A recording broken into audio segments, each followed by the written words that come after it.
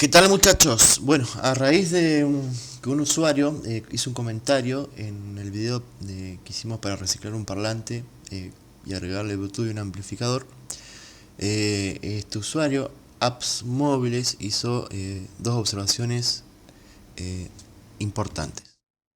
Ambas observaciones son válidas, así que una de ellas da pie a este video y la otra la voy a comentar para aquellos que vienen de ver el video del parlante lo tengan en cuenta. La primera es el tema de combinar o conectar los cables de la salida del amplificador, los que van al parlante. Como usamos uno, quedaría uno sin uso, y yo había propuesto conectar los dos cables, las dos salidas, positivo con positivo y negativo con negativo. La primera observación es sobre la salida del amplificador. Tenemos para conectar dos parlantes, tendríamos dos pares de cables. Y yo había propuesto conectar esos dos pares, positivo con positivo y negativo con negativo. Eso es debido a una mala costumbre mía, o sea que está bien la observación, es un error mío, pues siempre modifico los amplificadores para que trabajen tanto en la entrada como en la salida en mono. Por eso termino yo eh, conectando los cables a la salida, digamos. Pero eso no se debe hacer. En este caso estamos trabajando en estéreo, por más que usemos un parlante, así que cada par de cables va a tener una señal diferente, tanto en intensidad como en longitud, etc. Y conectarlo sería perjudicial tanto para el sonido como para el circuito. Y la segunda observación es que en el video, cuando hablamos de la parte de regular, la parte del módulo Bluetooth, doy dos posibilidades, una alimentarlo directamente con la batería y otra con un regulador utilizando un diodo Zener. En esa parte está bastante confuso porque muestra una cosa en un video, en el diagrama se muestra otra cosa y está mal porque la polarización de la forma que está puesto el Zener es incorrecta. Así que bueno, por eso surge este video, para que ya quede constancia de cómo es que se tiene que utilizar este tipo de reguladores, por llamarlos de alguna manera. Esta idea de regular el voltaje con el diodo Zener viene de mucho más atrás y se usó por largos periodos de tiempo.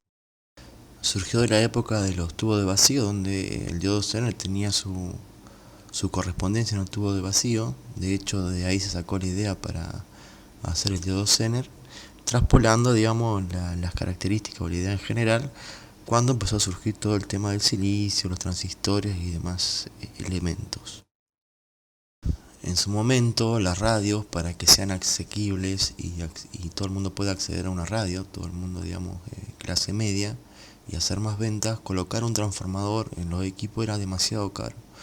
Entonces empezaron a utilizar estos tubos que cumplían la función de los diodos como reguladores. Eran mucho más livianos y mucho más baratos.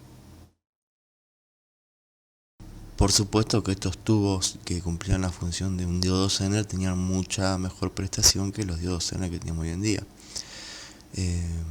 Quiero aclarar que bueno, estaban los tubos de vacío, estaban los diodos que eran de germanio y después vinieron los de silicio. Más o menos esa es la historia, digamos. Yo salté el de silicio directamente, pero bueno, hay otros materiales que se usaron en el proceso. En pantalla vemos el esquema básico de cómo utilizar un diodo Zener. Yo no lo llamo regulador, sino yo lo llamo limitador de voltaje. Tenemos una resistencia del diodo Zener. La resistencia cumple la función de limitar la corriente que pasa por el diodo Zener. Hay que tener en cuenta la configuración y de qué manera tenemos que ubicar el diodo Zener para que funcione correctamente. La ventaja de este diagrama, como del posterior que lo voy a mostrar, es que son elementos que podemos conseguir de manera fácil, barato, reciclando viejos componentes, viejos aparatos, y nos pueden sacar del apuro de manera rápida.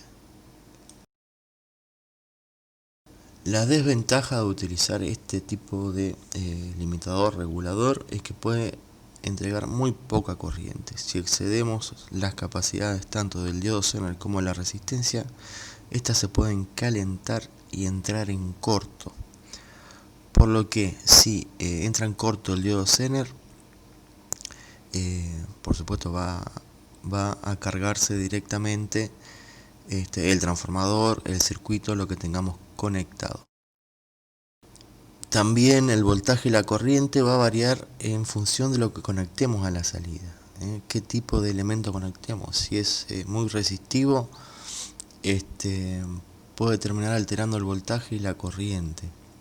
Por eso es importante, siempre que se utilice esto, previamente controlar que no levante temperatura ni R1 ni el diodo Zener.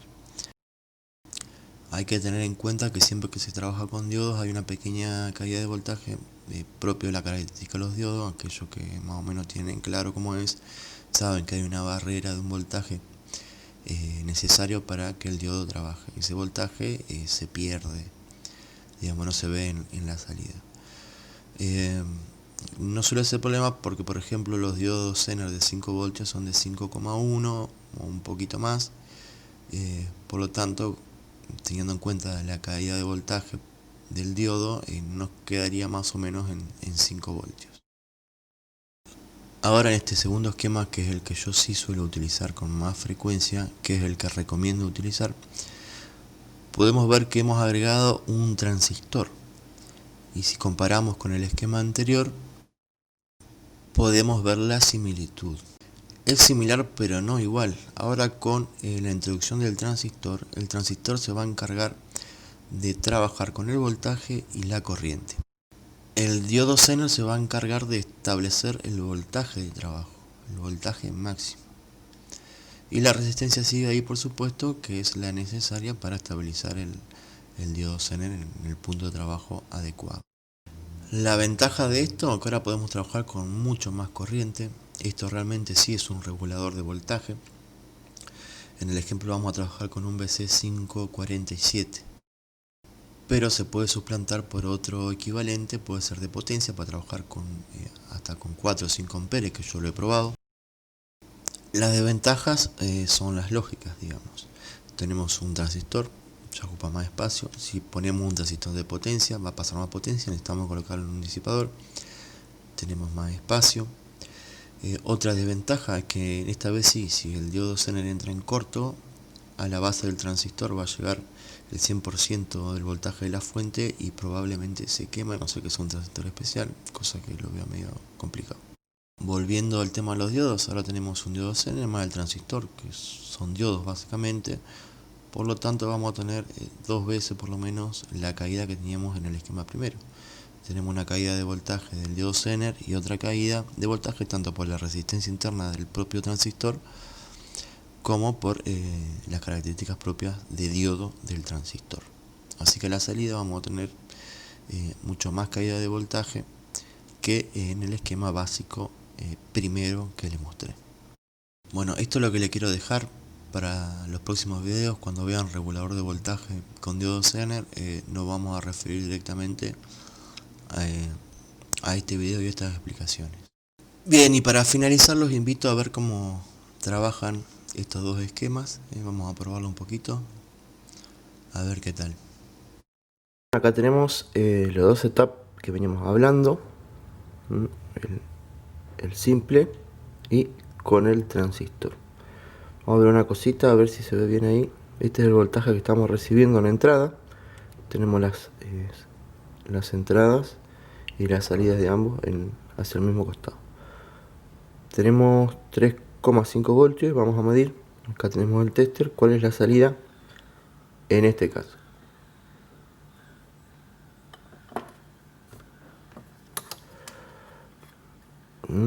Tenemos un diodo Zener que es de 5 voltios.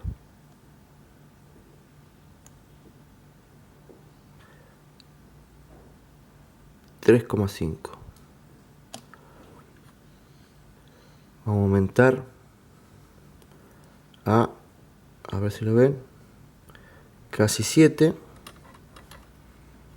Vamos a ver la salida, 5.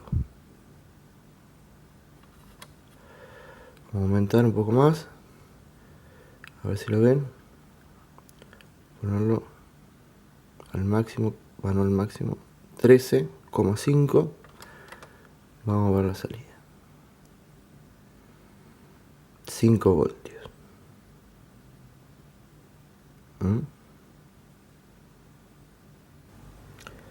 Bien, vamos con el segundo, que es donde tenemos aplicado el transistor.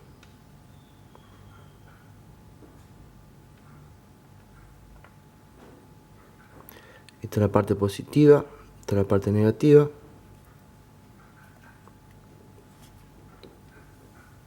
Las pincitas la tengo del mismo color, disculpen, no encontré la que corresponda al positivo, así que eso no lo confundan.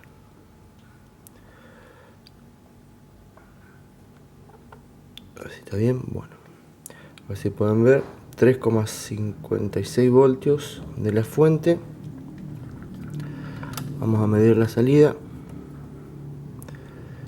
Tenemos el positivo y acá tenemos el negativo. Tenemos 3 y moneda. Vamos a aumentarla. El diodo que tenemos aquí es exactamente igual que tenemos aquí. A ver, 4, 6. Vamos a bajarlo en 11. Vamos a ver la entrada. Tenemos 11,55. Vamos a ver la salida. 4,7. 4,8. Estamos viendo la caída que estamos hablando. En el primero la caída es menor y en este tenemos mayor caída, ya que tenemos tanto el diodo Zener como los diodos propios del transistor. Y podemos ver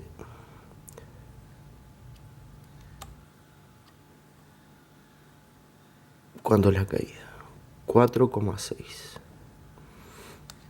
Con una tenemos 11, 4,6. Vamos a ver si está caliente esto. Nada, va bien. Vamos a ponerlo al máximo. Son 16,6. Vamos a medir. Y se mantiene bastante estable lo que es la salida de... Bueno, hemos terminado. Yo creo que esto es muy útil. Es muy útil. Yo les recomiendo que lo vean bien, que experimenten bien, que vean bien el tema de que no levanten temperatura ni la resistencia ni el diodo Zener, que es lo principal. Una vez que ustedes sepan el punto de trabajo adecuado, con qué conectarlo, con qué no, ya después el miedo se va, ya no se quema ni una cosa ni otra cosa. Hay gente que ha utilizado esto para alimentar ciertos equipos que me consta por más de 20 años, no ha tenido ningún problema. Pero lo principal es eso, entender cómo trabaja, ver cuáles son sus limitaciones y dónde usarlo y dónde no usarlo, ¿no? Bueno, como siempre les dejo en la descripción el link para que tengan el diagrama y más o menos lo que hemos charlado acá en el video también está ahí. Así que me despido, un saludo, gracias por los comentarios, que a raíz de eso surgen estos videos para corregir lo que nos sale mal también, ¿no es cierto?